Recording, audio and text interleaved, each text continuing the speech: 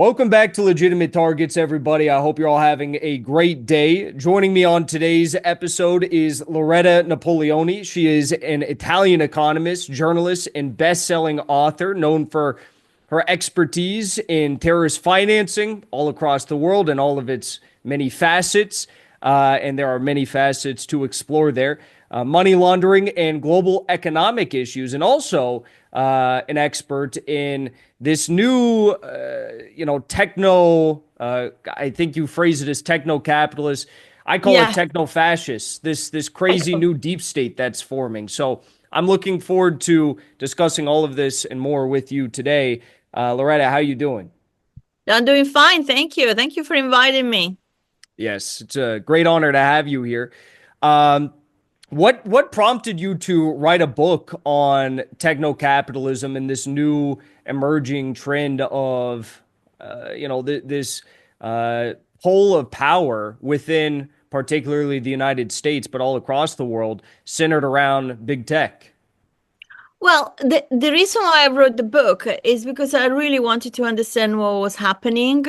I felt that technology was the big change in our life, but also felt that technology was not reachable to me because I'm not a scientist. I haven't studied this subject, although, I'm an economist. So it was a personal journey. So while I was doing it, all of a sudden I stumbled into this sort of, dark side, which is the fact that technology in reality could help us to improve our personal life, but also to solve some of the problems that we're facing in terms of the planet. But this is not happening because technology is completely controlled by a small group of individuals who understand it and also who prevent us from learning about it. And this is why, I came out with the idea of techno-capitalism. So it's just a degeneration of the traditional capitalism. So at the end, what I tried to do was to explain to people what is happening and why this has to be changed. Because if we don't put technology at the service of the common good, we end up becoming the new slave of this elite. In your research, did you find that this new class of techno overlords, do they have any sort of deep ideological underpinning? Because from what I see in Silicon Valley, it seems as though a lot of these guys were liberal, Democrat supporting people a few years ago. Then they jumped on the Trump bandwagon in this election. But maybe behind the scenes, they have some deeper motive that is achievable in both mainstream political parties in the United States that they seek to exploit. What did you find? Well, I think, the only creed is greed. Basically, they want to make money, but they don't want to make some money or, a little bit of money, enough to be happy. They really want to make money in massive, massive amounts in order to use it to exercise their power. So, what has happened is something that we have never seen in the history of humanity, because, we've never been in a globalized world that was so highly integrated as it is today. So we have individuals who, through technology, have become richer than entire nation. So you have somebody like Jeff Bezos that is worth more than the GDP of Portugal. So that has never happened before. So because of that, they really believe to be the chosen one. They really believe, and you saw it with Elon Musk, for example. They really believe that they are superior human beings, and therefore they can decide how our life should be lived, or what we should do. This is new. This is super dangerous because, how do you stop these individuals? And you saw how they have managed to move from, yes, as you said, from one party, which is the ruling party, to another party, which is now the ruling party in America. And because this technological revolution It's all made in the US. Although, we are seeing how China is now, getting more and more into technology, and possibly they will overtake the leadership of the US, which is welcome, because if we break this oligopolistic situation, things will get much better. But for the time being, we can see that they are moving through politics, using their power without any form of ideology, because they move from one party to another according to what makes more money for them. I was going to ask you about that because in China, we see a lot of these new AI systems, publicly available ones that are much cheaper to produce. And in many capacities, they're outperforming their American counterparts. What do you think this sort of means for the relations of China and the US in the future, and for all the other countries in the world who I'm sure hope to utilize these technologies to their own advantage one day? I mean, what are they going to go towards? Towards a cheap alternative in China that maybe works better, or towards the US, which will be inevitably force upon them the technology? Well, I think the U.S. for sure will try to stop China. It's already trying to stop China. They've tried for for a long time. If you think about it, but in 2016, Trump was the first one that came out with the ban on microchips, right? And then he wanted the microchips to be produced in the U.S. And Biden continued that policy, haven't changed anything. And now, we're back doing exactly the same thing. But as that policy being successful? No, it hasn't, because we have DeepSeek, which was launched over a year ago, that basically uses a limited amount of microchips, limited amount of information in terms of AI, and yet it produces the same result, if not better. Why is that? Because DeepSeek actually reasons. So while you have, Chat GTP, which is, the most common AI used in the world, which doesn't think, but uses the information, vast information that are on the web in order to produce the right answer. DeepSeek uses a fraction of this information and chooses the right answer. So costs much less, but this is irrelevant. What is important is that it is superior in terms of technology, because one basically only copies the other reasons. So you see, we're already in a situation where the Chinese are ahead of the Americans. Now, that doesn't mean that the Americans are not going to catch up, because, DeepSeek has been put online for free for everybody.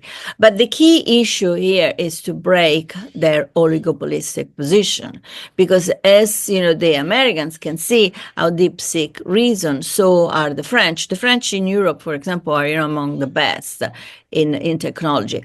And so I think in the long run, the Chinese will be ahead, also for the law of the big numbers. I mean, they have a pool of 1,400,000,000 people. So, I mean, now, how is the U.S. going to react? Is the U.S. going to accept this situation? Is the U.S. I think the U.S. will resist. But will they go to war over, the microchips? I doubt it, actually.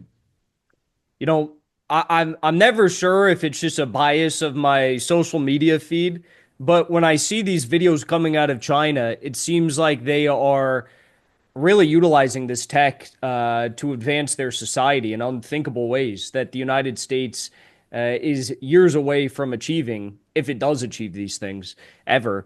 The United States, however, it seems like most of our technology, top technology like Palantir, for example, is being utilized for government data management, for security concerns, for military purposes, and control, really, at its core. Have you noticed this sort of distinction between how different countries are utilizing the technology, and is that beneficial for the United States to focus, put all its eggs in one basket, basically say the technology is for the future of the state, not the future of the people? Well, I think yes. I mean, I've noticed that. I think the Chinese, of course, it's a different system. It's a centrally planned economy. I mean, the common good is really fundamental in China because China is a country that traditionally 5,000 years of history. Every 200 years there is a revolution, and they change dynasty. So, I mean, the Chinese are a very unique, I think, kind of people, and this is why they're still there after 5,000 years. So, the central government is to strike the right balance. A situation like the one in the US, where there is one individual, Elon Musk, who is the richest man in the world in China, would never happen because I mean this would be unacceptable. Now, in the US, of course, and in the West, this is acceptable. Because there is this idea of the American dream, which of course degenerated into this kind of situation where you have individuals that are worth more than the GDP of entire nation. So I mean, I think the key issue here is as the US government lost track with what people really want. And I think, people are perceiving progressively the fact that their use as I say in the book, they use as a product, so data, right? And then they're used as consumer because, they use that data, and they're completely dehumanized. Mhm. So you do not exist anymore as an individual. You only exist through that virtual life, which, of course, Steve Jobs has donated to everybody. So I think in the long run, this is going to be a problem for a cohesion of a society. So I see the U.S. more along the U.S. and the West, so I'm talking about Europe also, along the path of a polarization of forces and eventually social unrest, more than a war against China or against the new bloc that is emerging in technology. So that's my reading.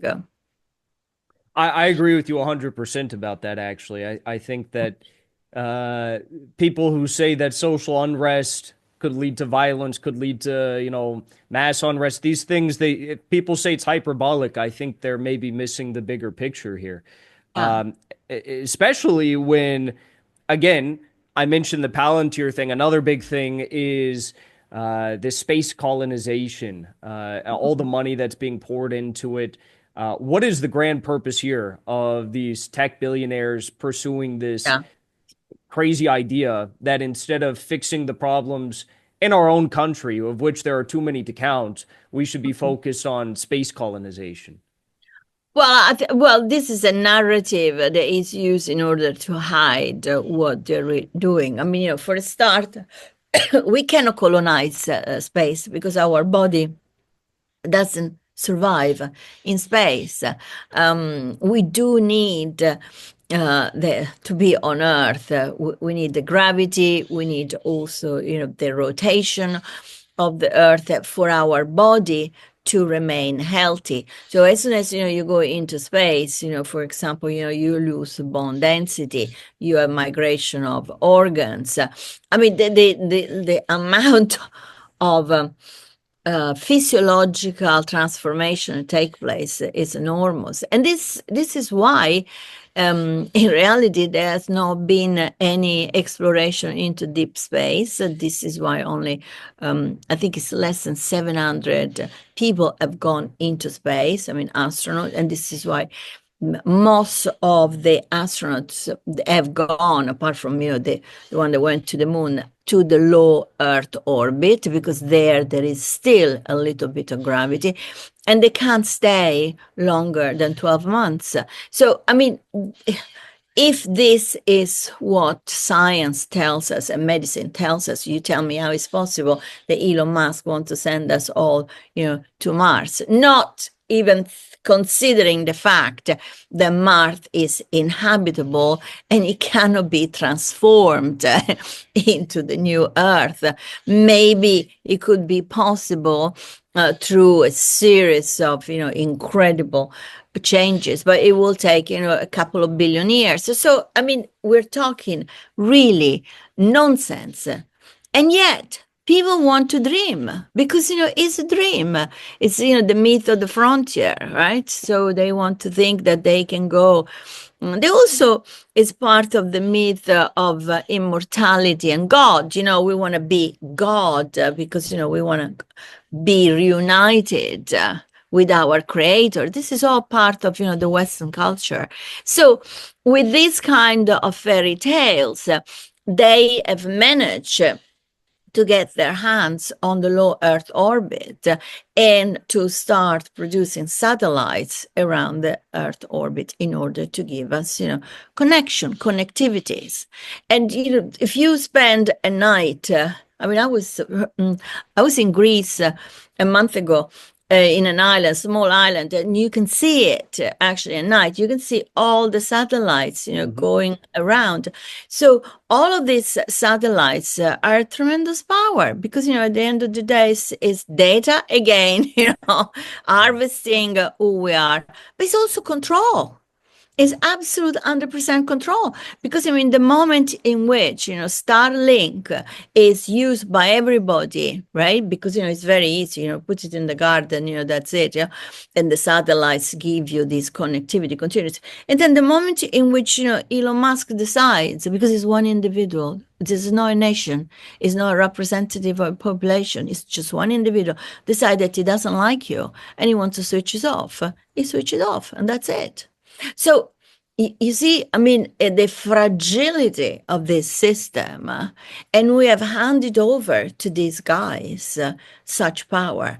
But then you say, well, who controls the low Earth orbit? Because, it's beyond our limits. There's no jurisdiction. So anybody has the money and the power and the technology to do that. He can do it. And he's doing it. Well, the other one is also Jeff Bezos. So, yeah. And correct me if I'm wrong, but this is one area that China, at least for now, is actually seriously lagging behind the United States on is satellites in orbit. And maybe if you could a bit more explain how not only is that important for personal connectivity in your own individual life, but what it means for the future of warfare.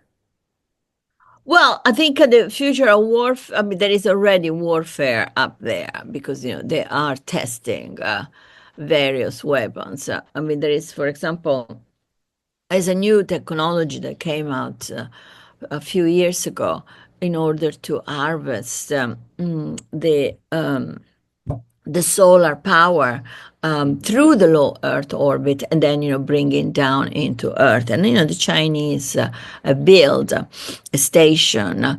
And I think, they've done another one recently also on Earth to provide electricity and energy in China.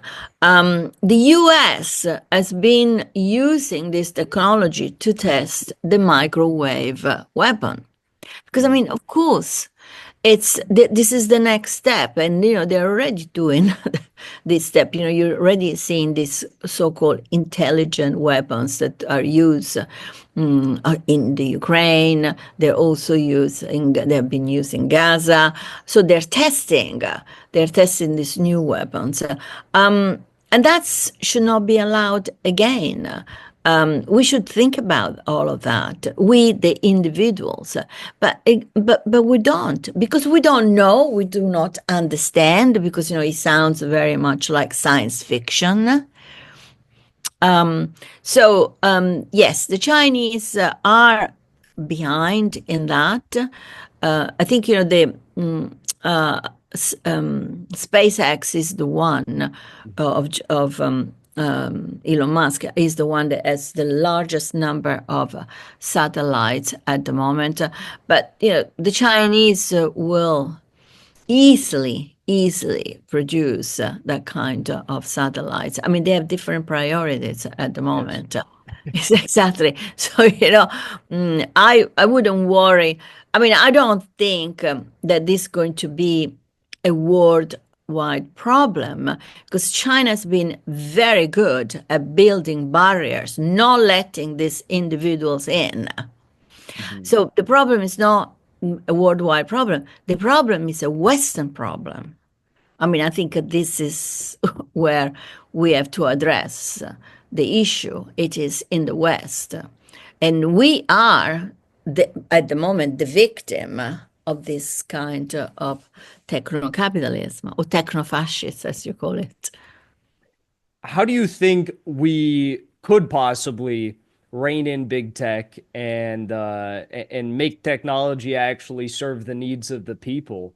It's easy to say, look at China or look at this country or that country, um, but Americans and Westerners, they don't want to be China. They don't want to hear, oh, let's just copy China. So, what practical steps do you think could be taken to actually address this issue?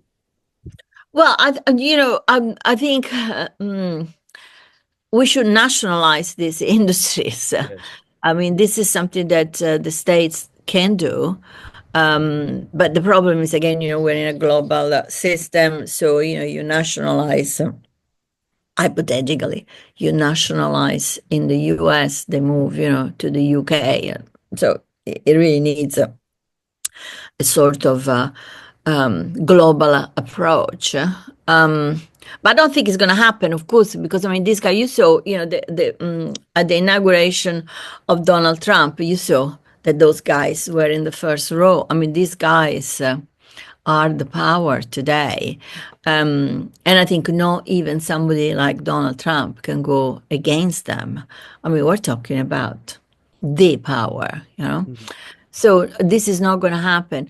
The individual cannot do anything because, I mean, what, we're going to switch off everything? I mean, you and I, at the moment, we're using them, we're using the connectivity that they've given us. So I'm afraid that we have gone beyond that point. So the the only outcome would be an outcome of a clash between us and them, which eventually will take place. This is why in the book, at the end, I say, if we don't wake up from this sort of, dream nightmare, we are really sleepwalking into dystopia, because the next step, it is going to be dystopia. You will not know who is ruling you, or you will not know what is history. It's 1984 or George Orwell in real life, because who tells me that what chat GTP is feeding me in terms of my questions about, who won World War II, for example, right? Is the truth or not the truth? Exactly. ChatGPT says some pretty horrible things about me. Probably you as Um, well. It's exactly. it's So, not good. yeah. Uh, one maybe last question. You mentioned the nationalization aspect. Um, there has been, historical precedent for U.S. presidents to nationalize certain companies in times of war, deem it as a national security threat, and the companies have no option but to abide by the orders that are given. But what do you make about this nationalization, if you can call it that, this 10% buyout of Intel and promises from the Trump administration to quote unquote nationalize other companies in the near future? What is this all about? I think Trump is really attempting to do that. I think Trump wants to break the system, but I do not think he's going to succeed.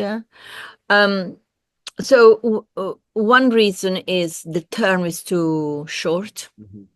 I mean, basically in the US, you have 2 years because the midterm election, you're ready in Mhm. uh, and the next campaign. Plus, we don't know what's going to happen at the midterm election. Most of the time, what's happening is that you lose that majority if you have one. So you become, basically not only weak, but you can't move, you can't do anything. So too short. Also, I think the forces which is up against are too many and too powerful. We're talking about an oligopolistic system, which is composed by extremely strong corporation. Now, the famous seven, the Magnificent Seven. So it's just the seven largest corporations in the world who have sustained the stock market index for the last since 2008, basically, right? Now, all the money of the Americans are there. So we're talking about pension funds, mutual funds, you name it, right? We're not talking about the rest of the Western world. So yeah, you're really going against the base of this capitalist society. So I don't think it's going to succeed. But yes, I think this is the way forward. But Trump will be there for 4 years, 2 years. It will, although he moves very quickly. He Uh, does. He you know, does. it moves very quickly, and don't forget that somebody already tried to attempt to his life. Mhm. So. And again, I welcome a nationalization, but I think it's not going to happen. Well, we'll just have to hope and continue the Yes, pressure and hope. pray because I think that you're right about that. I think it's not going to happen. I think no U.S. president will have the power. It needs to be some sort of dare I say, dictatorship of the proletariat, to make something like that happen. Yeah. But Loretta, thank you so much for joining me today. I really enjoyed this conversation, and there's not enough people talking about this issue yet, but it is the hottest issue. These people Mhm. are the new center of power in the world, in the United States, definitely.